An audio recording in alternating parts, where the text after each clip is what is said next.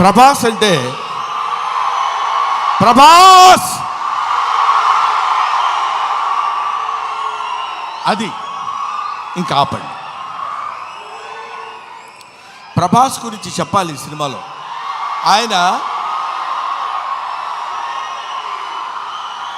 ఒక ప్రపంచం గర్వించదగినటువంటి నటుల్లో ఇప్పుడు ఒకడు ప్రభాస్. ఈ సినిమాలో ఆయన ఎందుకు అంగీకరించాడంటే, సినిమాలో ఆయన డబ్బు కోసం అంగీకరించలేదు.